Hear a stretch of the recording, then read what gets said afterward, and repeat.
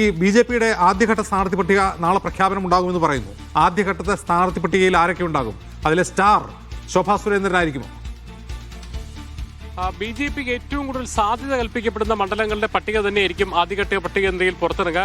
ശരിക്കും ഒരു പറയുമ്പോൾ 53 മണ്ഡലങ്ങളിലാണ് A ക്ലാസ് എന്നൊക്കെ പറയുന്നുണ്ടെങ്കിൽ പോലും ഏറ്റവും പ്രധാനമായി വിജയ സാധ്യതയുള്ളത് നേമം, അതോടൊപ്പം തന്നെ തിരുവനന്തപുരം, വട്ടിയൂർക്കാവ്, പാലക്കാട്, മഞ്ചേശ്വരം തുടങ്ങിയുള്ള പ്രധാനപ്പെട്ട സീറ്റുകളിലെ സ്ഥാനാർത്ഥി പട്ടികയായിരിക്കും ഉണ്ടാവുക. നേരത്തെ ഏറെക്കുറെ തന്നെ ഈ സ്ഥലങ്ങളിലൊക്കെ തന്നെ നേതാക്കൾ പിന്നെ ഈ സ്ഥാനാർത്ഥികളോട് ഏറെക്കുറെ നിർദ്ദേശം നൽകുകയും അതിനനുസരിച്ച് അവർ മണ്ഡലത്തിൽ സജീവമാവുകയും ചെയ്തു. നേമത്ത് നമ്മുടെ സംസ്ഥാന പ്രസിഡന്റ് രാജീവ് ചന്ദ്രശേഖർ തന്നെ സജീവമാണ്. അതോടൊപ്പം തന്നെ പാലക്കാടാണെങ്കിൽ ശോഭാ സുരേന്ദ്രൻ ഒരു പ്രചരണം തുടങ്ങിയെന്ന രീതിയിൽ തന്നെ അവിടെ എല്ലാ ദിവസവും സജീവമാണ്. മഞ്ചേശ്വരത്ത് ഏകദേശം ഒരു മാസത്തോളമായി K സുരേന്ദ്രൻ അവിടെ ക്യാമ്പ് ചെയ്ത് അവിടുത്തെ അണിയറ പ്രവർത്തനങ്ങൾ ചെയ്തുകൊണ്ട് വരികയാണ്. അതോടൊപ്പം തന്നെ കഴക്കൂട്ടത്ത് V മുരളീധരനാണെങ്കിലും പിന്നെ ഏറ്റവും ഒരു ആശയക്കുഴപ്പമുണ്ടായെങ്കിൽ പോലും വട്ടിയൂർക്കാവിൽ മുൻ DGP ശ്രീലേഖയാണെങ്കിൽ അവരൊക്കെ തന്നെയും പണികൾ തുടങ്ങിക്കഴിഞ്ഞു. അങ്ങനത്തെ ആദ്യഘട്ടത്തിലുള്ള ഒരു സീറ്റ്, എത്ര സീറ്റ് എന്ന കാര്യത്തിൽ എനിക്ക് വ്യക്തതയില്ല. അതേസമയം തന്നെ ആദ്യഘട്ടത്തിൽ ഏറ്റവും കൂടുതൽ സാധ്യതയുള്ള സീറ്റുകളായിരിക്കും പ്രഖ്യാപിക്കുക. അതേസമയം വൈകാതെ തന്നെ മറ്റ് സീറ്റുകളിലേക്കും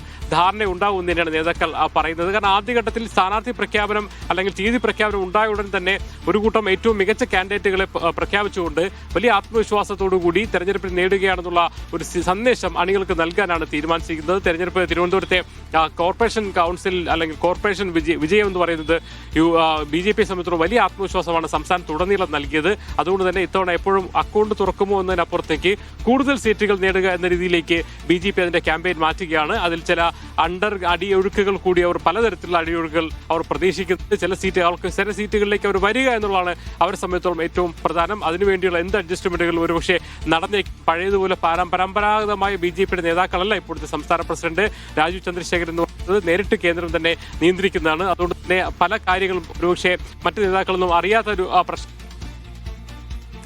ചില അടിയൊഴുക്കുകളിലൂടെ ചില സീറ്റുകൾ തീർച്ചയായും അവർ സീറ്റുകൾ നേടുമെന്ന് ഉറപ്പാണ് അവർ നൽകുന്നാലും. ആദ്യഘട്ട സ്ഥാനാർത്ഥി പ്രഖ്യാപനം നാളെ ഉണ്ടാവും. രാജീവ് ചന്ദ്രശേഖർ ഉൾപ്പെടെയുള്ള പ്രധാനപ്പെട്ട സ്ഥാനാർത്ഥികളുടെ പേര് അതിലുണ്ടാവുകയും ചെയ്യും. സ്റ്റാർ മണ്ഡലങ്ങളിലെ സ്ഥാനാർത്ഥികളായിരിക്കും ഒരുപക്ഷെ നാളെ BJP